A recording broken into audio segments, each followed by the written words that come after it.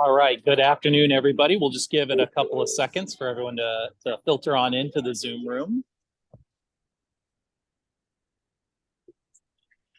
Looks like the attendee count has slowed down. So good afternoon, everyone. My name is Mark Booker. I'm the chair of the Transfer and Articulation Committee, and I am joining you from Disneyland on my vacation. And I wanted to kick off this call and welcome you. This is our Transfer and Articulation Community of Practice call. We do these every other month towards the end of the month to talk about transfer topics as hosted through the Transfer and Articulation Committee for AACRAO.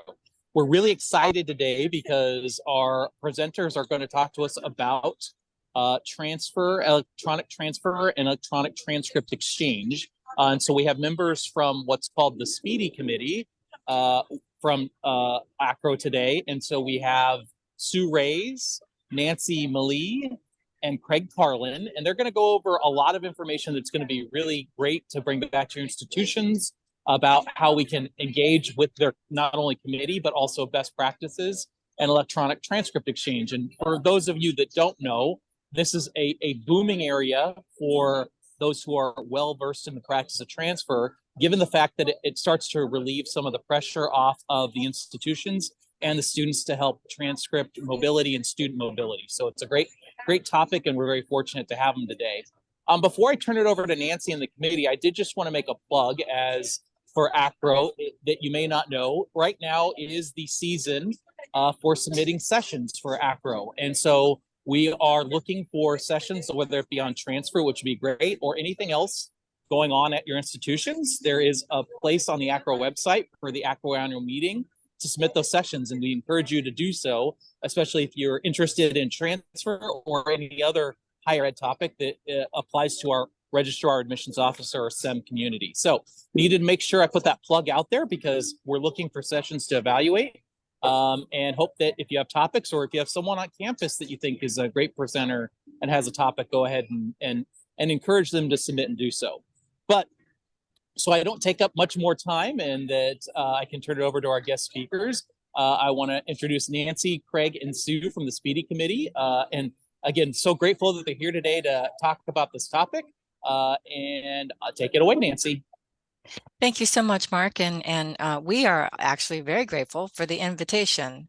We certainly enjoy any opportunity that we can to advocate to the AACRAO community on electronic data exchange. So thank you for the invite and for our opportunity to be here today to share this little PowerPoint that we've got to present.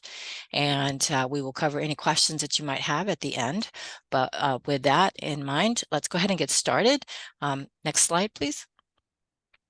So what we're going to cover is we're going to cover EDX, which we will explain here in a minute. What is it? What can it do for me? As in, what can it do for you? And EDX, how do we get there? So, and we also have a question and answer time as well, as I mentioned. So, next slide. And as mentioned by Mark, your presenters today will be Craig Carlin, and I will certainly let them introduce themselves, and Sue Reyes, and myself. So Craig, if you would give yourself a little intro there. Well, my name is Craig Carlin. I am the registrar at Fort Hays State University, which is in Hays, Kansas. And I've been the registrar for 6 years and through there. And about the time that I became a registrar is when I fell in love with Speedy, and they actually let me join. So I'm a relatively new registrar. I love the Speedy concept because what I did in the past life, which was back when I was director of financial aid at the same institution.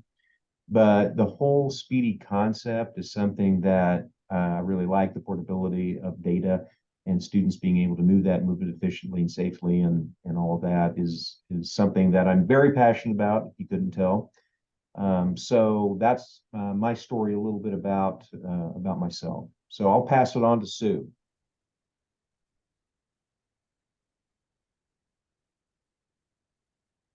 Sorry, my chat was hiding my mute button.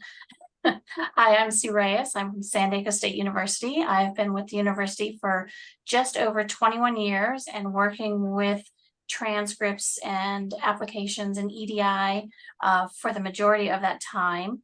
And I've been on the Speedy Committee for about 12, maybe 13 years, somewhere around there. And in San Diego State, we do everything in big numbers. So EDI and the automation that comes with it was a very big push for us. So we've been working with it for quite a few years and really couldn't function without it.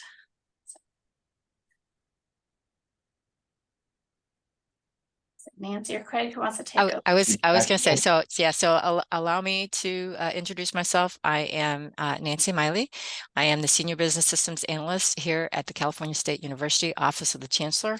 I have been here for 7 years, but in a previous life, I was with the Registrar's Office at the University of Arkansas, the flagship campus, for 15 years. So I certainly know the Registrar's Office, and in that capacity, I didn't work so much with transfer credit, but I certainly do now in my current position. So we did have EDI at the University of Arkansas, but in this current position, I use it quite a bit with EDI for with the campuses. So we are happy to be here again to present, and we hope to cover information that would be pertinent to this group, for transfer. And as Mark mentioned earlier, the mobility of student records is really what we are advocating, the efficient use of it through electronic data exchange. So with that, we're going to start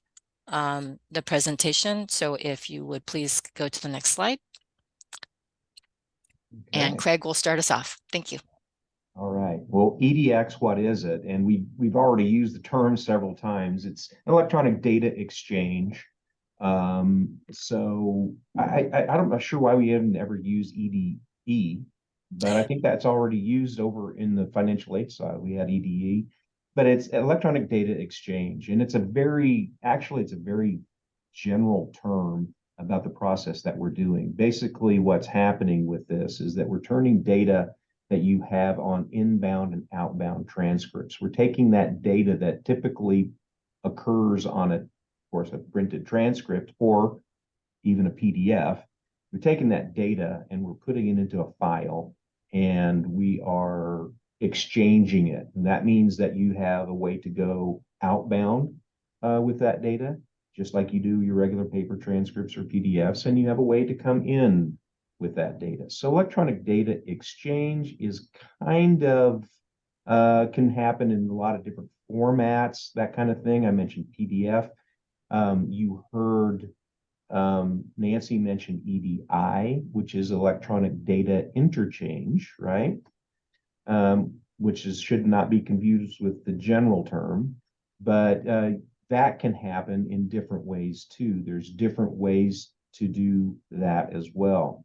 So EDX is a very broad term, but we at Speedy, we like to talk about the data part of that. We like to talk about the data interchange. That is file formats and data that comes back and forth. So next slide, please. We've already used some of these terms, but here you go. EDX, Speedy Committee, we've used that one. Speedy Server, which is actually, you know what? I don't think we defined what Speedy was, which is the secondary post-education. Help me along, guys. Trying to think of it now. Sue knows this one. Do you remember this one, Sue?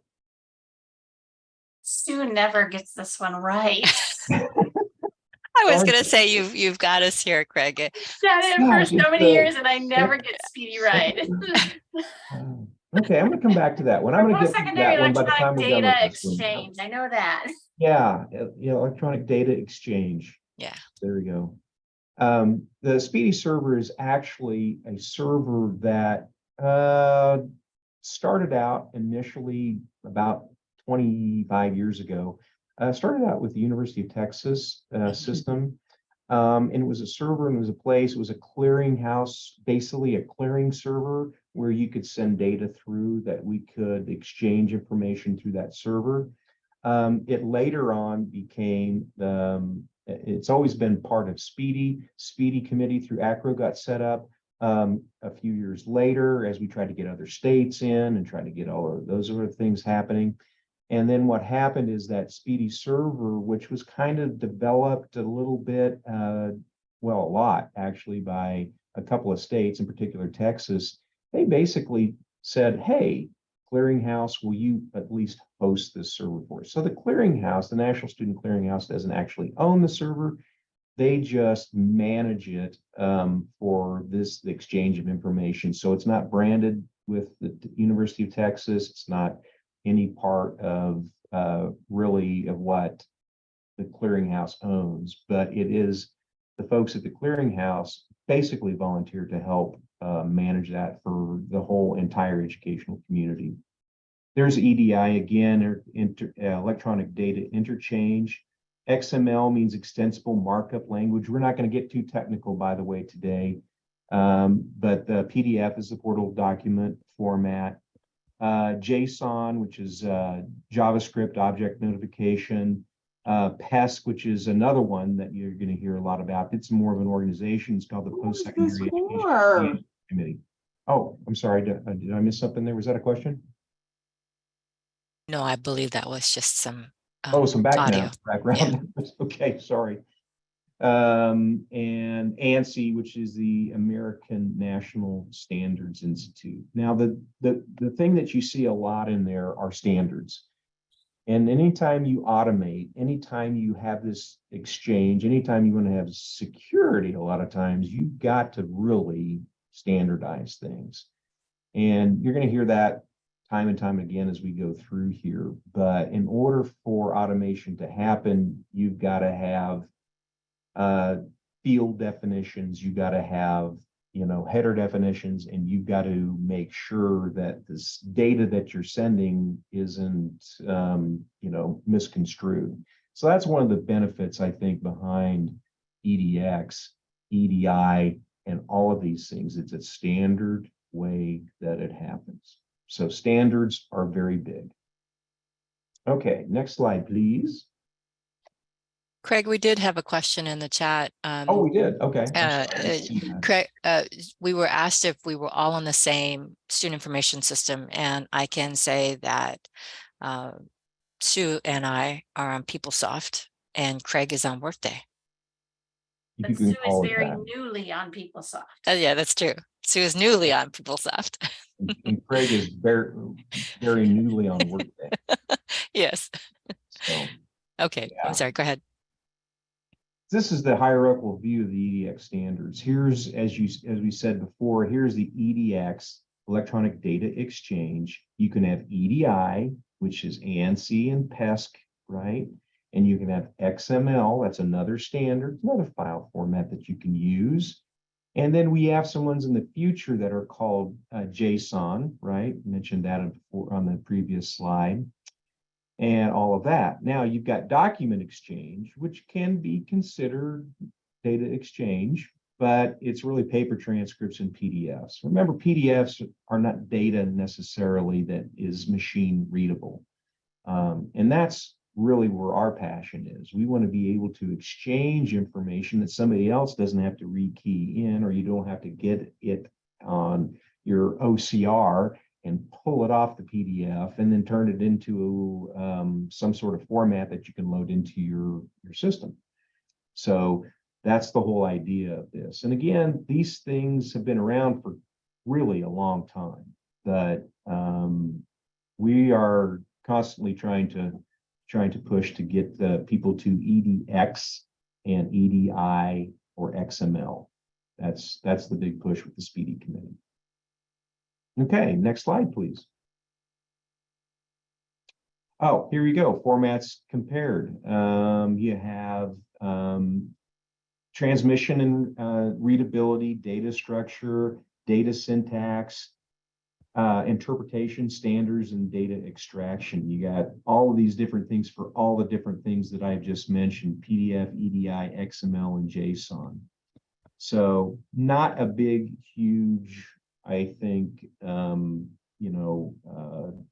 lightning strike for a lot of us, but these are the standards that are out there. These are the things that you as administrators or registrars or wherever you're at in your organizations that you have to look at. How can I deal with these things? How am I going to deal with a PDF? What am I going to do with an EDI transcript? I have to have something in place that can where I can send and receive PDFs, where I can send and receive EDI. If I should go to XML, I will need to be able to do that as well, and so on with JSON. So there are some of the things that are out there for us. Next slide, please. Electronic transcript usage, and we have some, I think, some very good information that came back from an AACRAO survey. I'm trying to remember the date of that survey, but maybe if Sue and Nancy, if you remember the date of that survey, it's a couple of years, a few years old, maybe about 5 years old.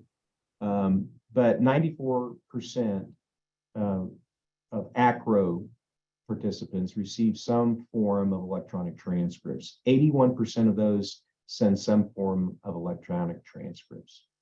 So this is the sending and receiving. Now, if we take into account the that obviously includes PDFs.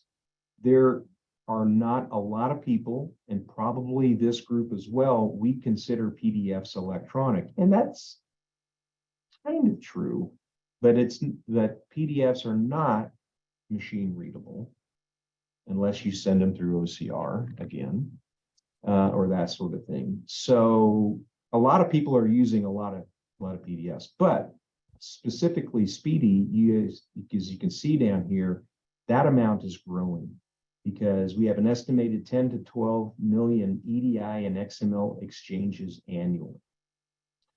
Difficult to determine due to vendors and private networks and everything else. There's a lot of different ways that it moves around, that data moves around. So for the survey, we can tell that people are very, very, very much using PDFs.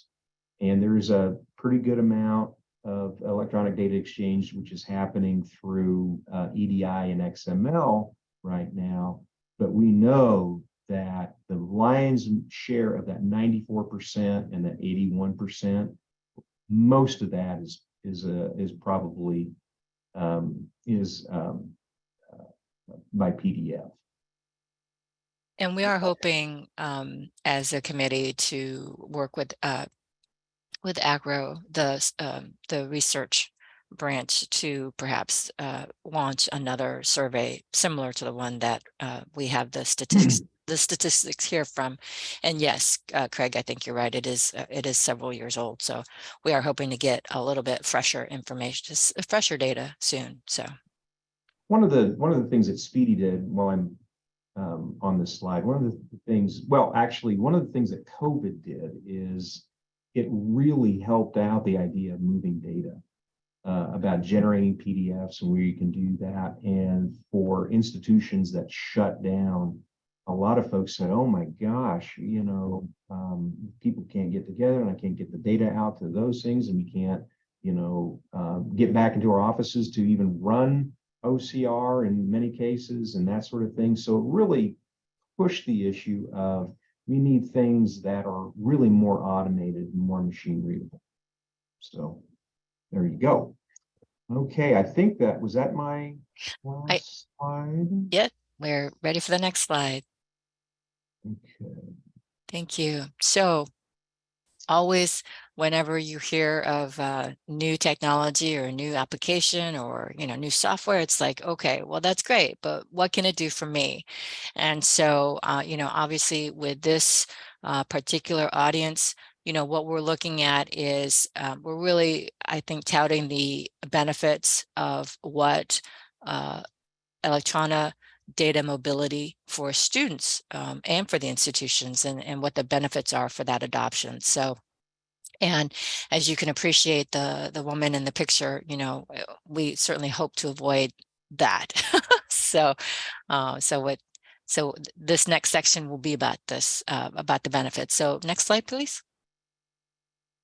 All right. So in looking at the cost savings for an institution, and obviously, cost is always important, especially as, budgets get tighter. But as you can see, you're looking at a savings, not only for senders, but also for receivers. So, and when we're saying senders, we're talking about institutions that are sending transcripts through electronic data exchange, not necessarily. I guess you could say that there is some savings using PDF because you're not using, typical USPS, but we are actually looking at the savings for electronically sent machine to machine, as Craig had mentioned earlier. So there is a savings for institutions that send, and especially for student or institutions that receive. Obviously, the savings are balanced against volume and the number of trading partners that the institution has, and the level of automation that you've been able to achieve. But there are savings to be realized, and so we really want to kind of highlight that.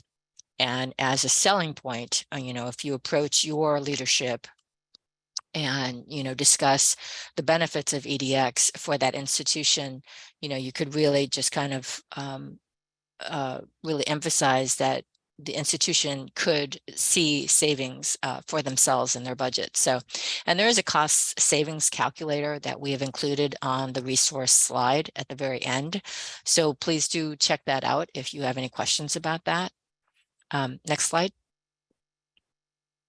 So as Craig mentioned earlier, the value added to doing electronic transcripts from machine to machine. So this, in this case, while we appreciate the convenience and the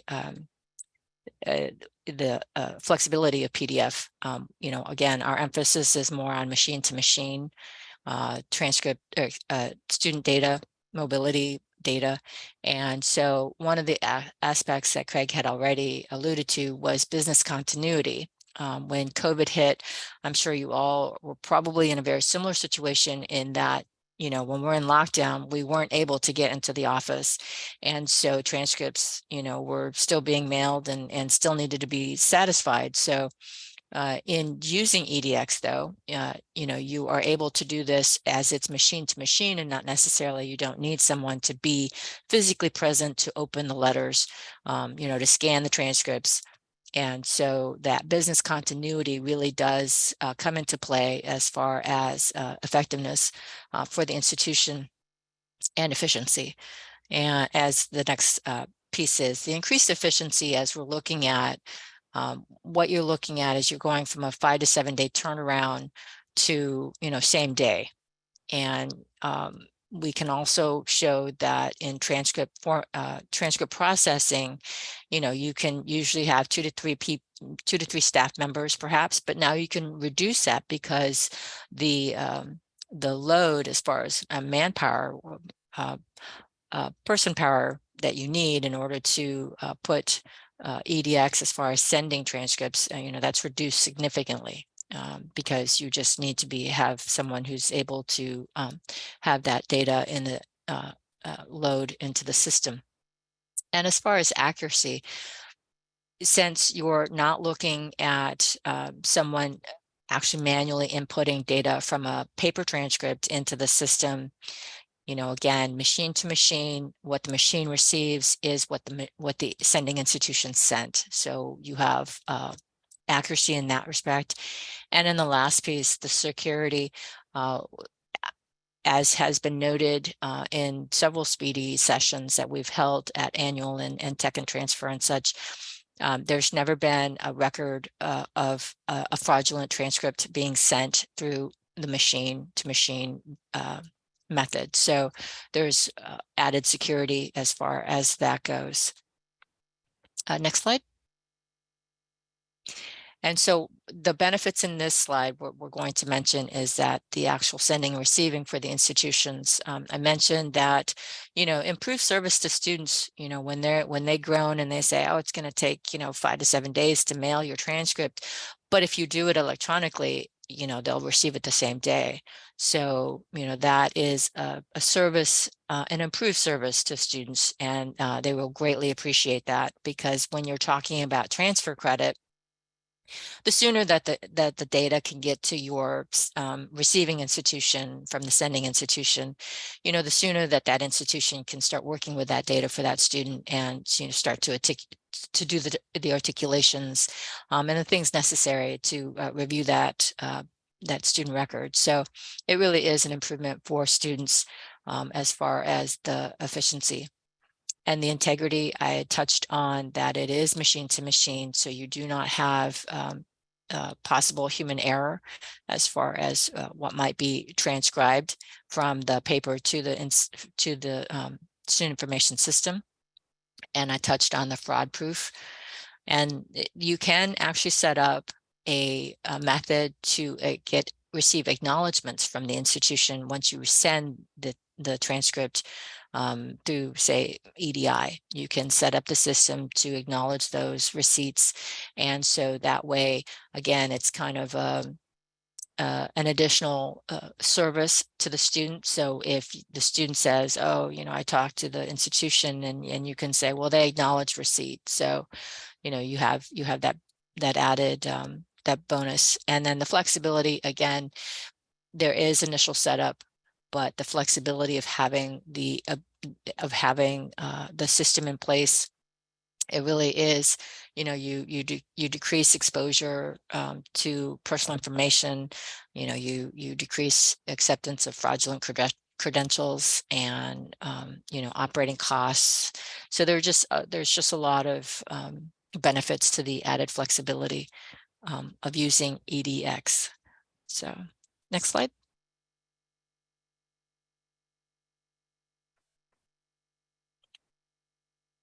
And Sue will take it from here. So EDX, how do we get there? It's kind of a simple question with a lot of different answers. The first thing you need to do is kind of think about all of the variables in what you do with transcripts now, and how you can utilize your EDI or XML. You will need IT resources. You will potentially need to look at what your state is doing. There are state initiatives now. For example, the state of California is now looking at high schools and wanting high schools to begin being able to send electronically to the colleges or the community colleges. So look at your state initiatives. There are a lot of things to consider when you're trying to go from paper and PDF to true electronic, whether it's EDI, XML, or JSON. Next slide, please. So the first thing you really want to look at are what are the problems or maybe the barriers to doing EDI, XML. You do need IT resources, and sometimes that's very difficult to get. But once you've got it up and running, the IT involvement really diminishes. So you will need IT for a fairly short time span. You need to get IT buy-in to let them know that this is a priority and this is something that will benefit the institution. You will need to know your student information system or have someone who does, so that you can do the mapping from the data in your student information system to the EDI and vice versa. So you're going to need to identify all of those problems or barriers or things that might slow you down a little bit. And then when you're planning your solution, you really need to look at things like, who are your trading partners? For example, San Diego State, we have a lot of different institutions sending us transcripts, but we identified initially the top 3 feeder schools or feeder districts for us. And we started working with them first. The biggest bang for our buck was definitely to get those top 3 junior college districts to send us EDI so that we could get the transcripts in. We were at a backlog of more than 8 weeks to get a transcript in, process it, and get it onto the student record for admissions or for graduation or any type of evaluation. So one of our big points in working with all of our feeders was the benefit to the student was that once we got EDI up and running, we have that information by the next day, and we could give the student an unofficial look at how everything matriculated or might matriculate if they were applying for admission. So just, thinking of all of those non-monetary things that will also help push your institution into going to electronic, because it does benefit financially as well as the student experience. So you need to plan your solution also around what is the state initiative. Some states are doing EDI, other states are looking at XML. So if your state or a group of institutions in your state or that you'll be trading with is looking at XML, but you've decided to go EDI, you might not get the biggest bang for your buck, or it may take a while for you to actually see a lot of benefit from going to electronic transcripts. Next slide, please. So you also want to look at your existing automation. A lot of us have some automation built in around applications or maybe around transcript processing once they're in the system. So you really want to look at what you're doing. At San Diego State, I think 3 or 4 times in the last 20 years, I've completely rewritten all of our workflows because we've changed the way that we're processing everything. But if you start by looking at what you're already automating and see how you can just add the EDI or the XML transcripts into that, it really does help move the process along and get buy-in from the community within your institution and within your trading partners institutions. And a very big thing is the fraudulent transcripts. PDFs, paper can be modified and be sent in. We've gotten a number of PDF transcripts where it was very clear that a student had modified it to make those grades look better. But when you're dealing with EDI and XML, there have been 0 known fraudulent transcripts sent because you have secured connections, whether it be direct college to college, institution to institution, or using the vendor vendor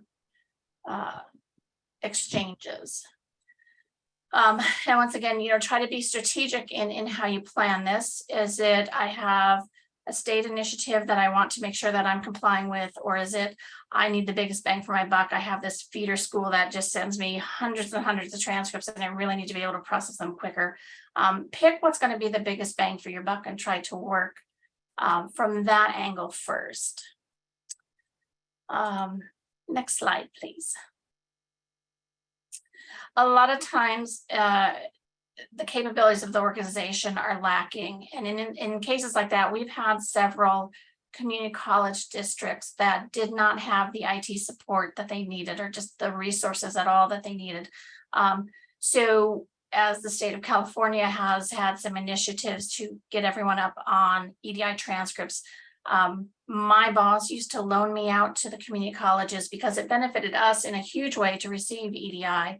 So sometimes you don't necessarily need to have the capabilities within your own organization, but if you partner with someone who has already worked on this and knows what they're doing, you can utilize that. And there's always the Speedy Committee. As Matt, one of the members of our committee, likes to say, we are your 10, or at this point 12 new best friends. So if you would like to do EDI and you really don't know where to go, we are more than willing to jump in and help you read through the implementation guide or get started and do testing with you. Whatever you need, we are here to help and get you moving along that journey. The biggest thing for us at San Diego State when COVID did hit was business continuity. And the one area that there was 0 worry about was transcripts, because over the years, we started with our 3 biggest trading partner districts. And we had, before COVID hit, we'd expanded that trading partner relationship to well over 130 colleges throughout the country. So we were already getting 87% of our college transcripts EDI when COVID hit. So the one area that no one panicked about was college transcripts. They knew they were coming in, they knew they were automated, they could still do their jobs without being in the office. because we had that EDI in place. So there's so many times where COVID just really crushed our continuity of business for a certain area, but transcripts being electronic and being automated was the one area that we really got to sit back and go, yay, we're okay. This is being handled. So things like that are very important, and EDI can really help you get there. I can't tell you how many times I've changed the workflows for the unit that processes transcripts, and then I don't look at it for months, maybe even almost a year. And then they'll say, oh, how did we do this? Or we want to change how we're doing that. Can you tell us what the current logic is? And it's been so long, I have to go back and I have to go read through my logic and my notes to tell them, oh yeah, this is what we decided. Because once it's set up, that initial setup takes time and effort, but once it's set up, it can run on its own for quite a while without any changes. So next slide, please. Some resources that are out there, in addition to the Speedy Committee, we have our website, which has a lot of information. The best practices information is out on our website. We have a cost calculator. A couple of our Speedy members spent a lot of time several years back doing an analysis of their own institutions and bringing it together into this cost calculator that you can actually plug in, numbers that fit your institution, and it will give you some nice numbers so that you can take that to the people who want to know what is the return on our investment if we do this project. We also have a Speedy listserv, so if you have a question, you can email that speedy-g@vt.edu. And it's not only the Speedy Committee, but it's a lot of other people out in the higher education industry doing EDI, and people will respond and get back to you pretty quickly. And in addition to AACRAO, a lot of our Speedy members are also very active in PESC, and PESC is a standards, it's an organization that really focuses on setting and maintaining standards. So once you know those standards and you follow those standards, you can trade with pretty much anyone. It's the institutions that kind of do their own thing that have more difficulty down the line. But if you learn the standards, talk with Speedy and have them help you set up so that you're following those standards, you can trade with virtually anyone at any time. Next slide, please. So the Speedy Committee has actually even put out a basic guide to electronic data exchange. I can't remember I think it was around 2014 was the original date maybe, but around 2017-18 we updated it. And this is just a nice guide that you can purchase from AACRAO that will walk you through some of those basics, some of the questions, help you along the way. And it is available through AACRAO. Next slide, please. And just a little ta-da for Speedy. We are celebrating 30 years of EDI transcripts. Currently, there are 12 of us on the committee, but this picture is from a few years back. I see 3 people in the picture who are still on the committee. And we're always interested in new people. We are diverse, we're functional and technical. I myself am technical. Craig is more functional, but we work together so that we all understand all the facets of EDI. Because as a technical person, I'm like, yeah, it's super easy, no big deal. But I don't necessarily understand the registrar's view or the admissions view of what they need out of the transcript. So it's really nice to work with a diverse committee who has people from all of those different viewpoints coming together to talk about the standards, help refresh the standards, help maintain those standards. And just like we're speaking to you today, we do go to several conferences or Zoom meetings every year. You can usually find us at AACRAO Annual. We're always at the AACRAO Tech and Transfer. Occasionally we get to send a few people to regionals, and then like I said, when AACRAO or someone else lets us know, we will try to come out and do a presentation or a workshop or whatever you need for EDI. And our email for the entire committee is speedy@acrao.org. Typically, if you send us an email, you will get at least one response within a day. Occasionally it takes longer, but sometimes you'll get, 5, 6, or 12 responses pretty quickly. So anytime you have a question, please feel free to use that email and reach out to us. Let's say we're coming up on, next slide, please, questions. Is there anything that any of you really want to ask us today that we can maybe try to answer for you? So we do have a question in the chat, and Melissa Reeves is from Alvin Community College in Alvin, Texas, and they've been using Speedy since 2008 when it was on the UT Austin server. But when the exchange was originally set up, it was set up to be driven by student Social Security number, and eventually those were taken off. But she's asking if that caused an issue in exchanging and trying to automate the process without that, and if that's an issue with EDX, and I for one can say no, it's not. So Yes, you can, if you can elaborate. It's not an issue per se. It does make it a little more challenging sometimes. In that Social Security number field, there's also another designation called a local reference number.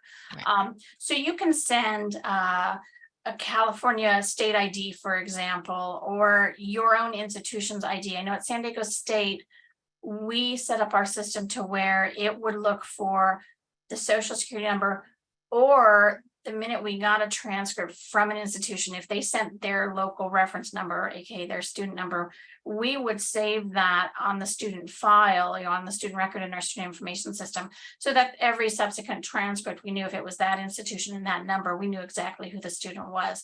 So you can set that up. It does make it a little harder because you don't know which number is coming into your system, and some systems don't handle saving off that local reference number very easily. But almost all the systems have a name matching feature. So if you have the Social Security number, which a lot of students will now send because it still is a valid value, and because it's secure, because you're doing a secure electronic exchange, a lot of institutions will still send the Social Security number in the EDI or the XML, but they will not put it on paper. But if they don't send the Social Security number, you can do name matching. And we have a variety of matches that our system will do to try to match on a name and a date of birth, or a name and an email address. All of the values that are in the transcript can be used for matching against your student information system.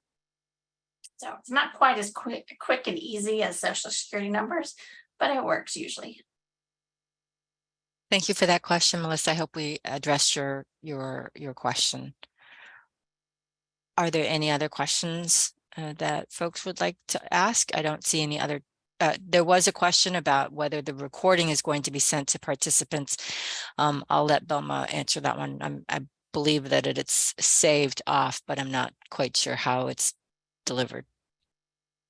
Yes, thank you, Nancy. So the recording will be available when you go to AACRAO, when you go to the AACRAO webinars, and I will put a link in the chat here where you can go and access past events. Yeah, so you will have access to it.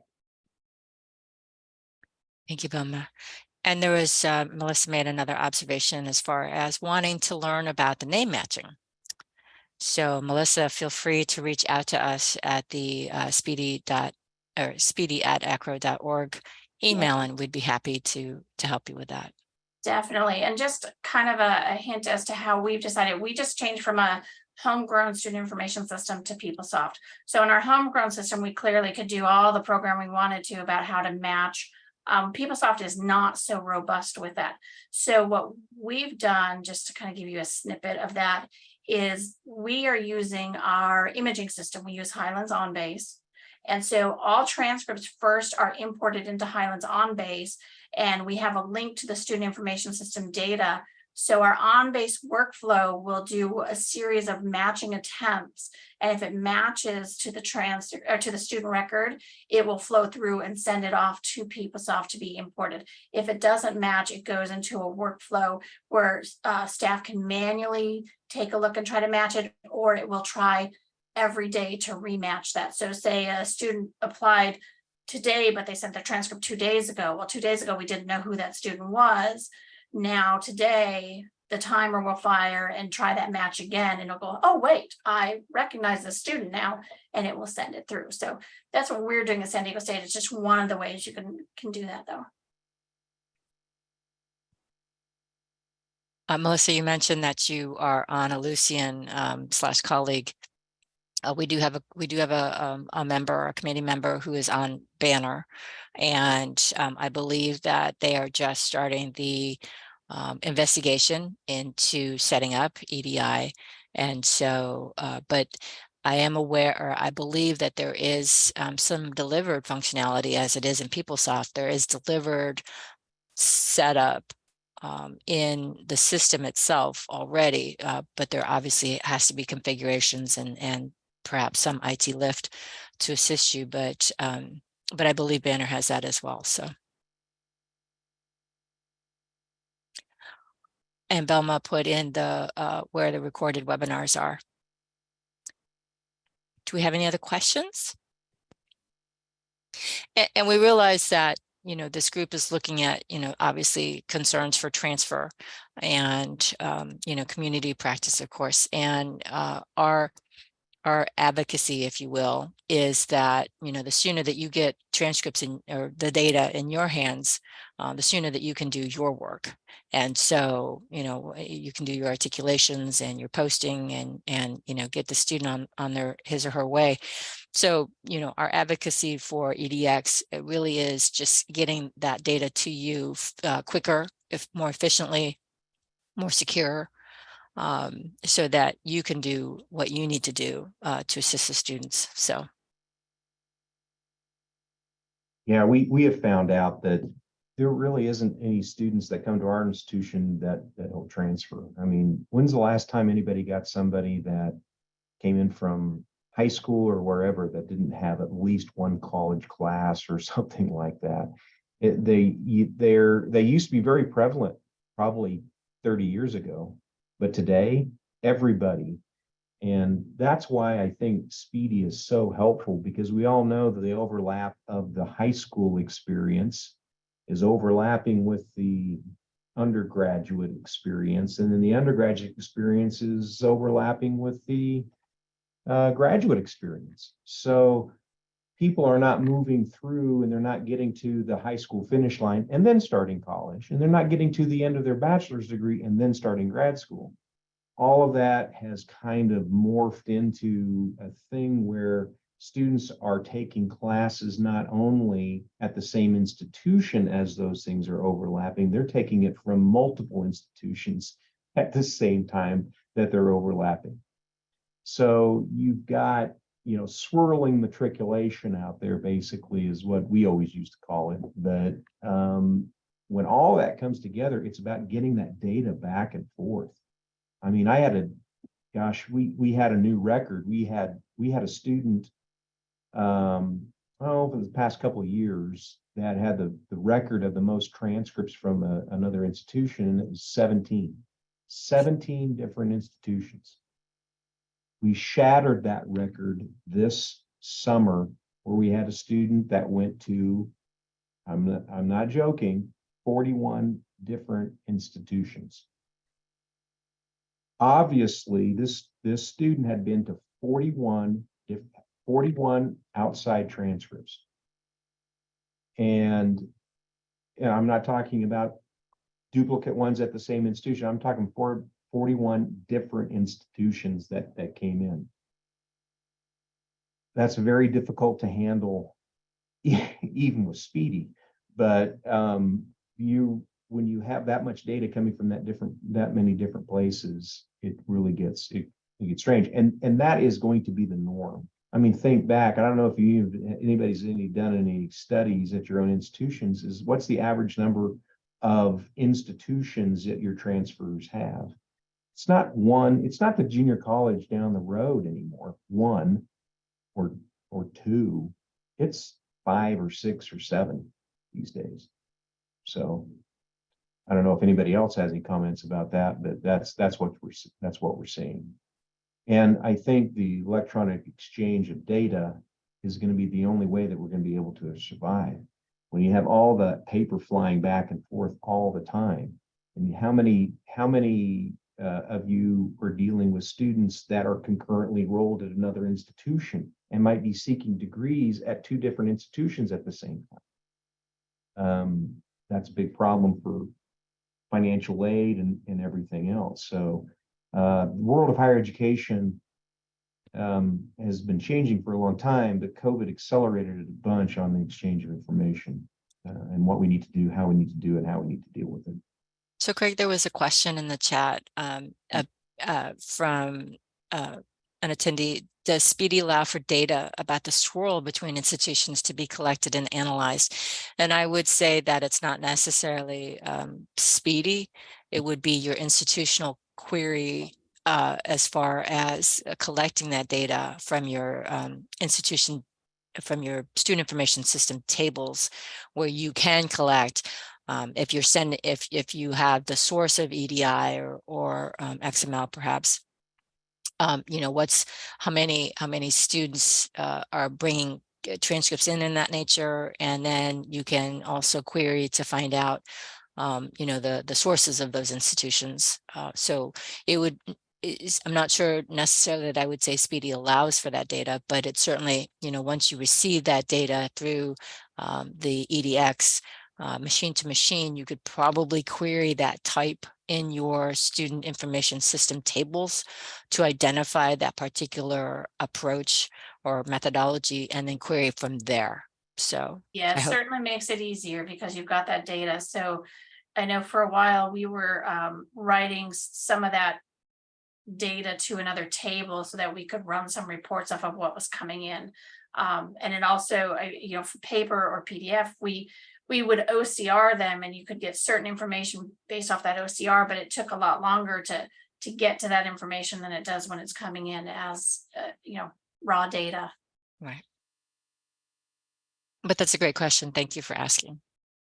Yeah, I said, you know, when I started at San Diego State, one of my first big projects was automating the application process. And at the time, we had about 35,000 applications per year coming into the institution. And we couldn't handle it. They would hire 17 to 20 temporary workers for 4 months just to process, you know, print, collate, folder all these applications coming in. And at that point, they on average had 2 to 3 transcripts per application for a transfer student. And now here we are 20 years later, and we're receiving well over 100,000 applications each year. And students have 5, 6, 7, 8 transcripts very often, you know, different institutions that they're sending transcripts from very, very often. So the volume is crazy. And I cannot imagine trying to do this without the automation of EDI.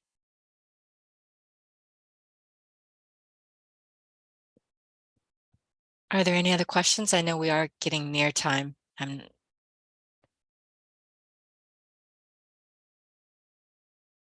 Okay, well, we do have a slide that does have our contact information, but if you'd like to get a hold of us with Speedy questions, I would recommend that you use the speedy@acrao.org email, because that will touch all of us in the Speedy committee, so that if one of us may not have the answer, you know, someone else on the committee can jump up and address your questions, because, you know, as you can appreciate, you know, as Craig mentioned, you know, we all have kind of we're coming from different areas of expertise. And so we do have technical on the team, we do have functional, you know, and, you know, we have a couple of registrars, we have a couple of admissions directors. And so, you know, we all come from different functional abilities and expertise. So one of us can help you with your questions, but that's why I recommend that you send it to speedy@acrao.org if you have any questions. And we so appreciate your time.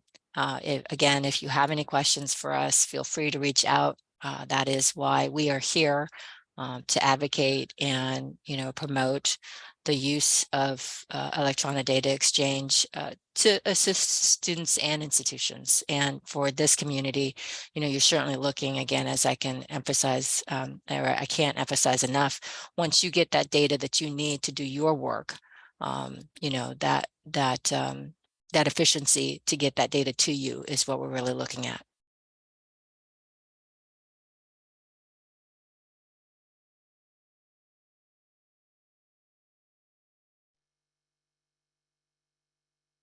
I don't think we have any other questions.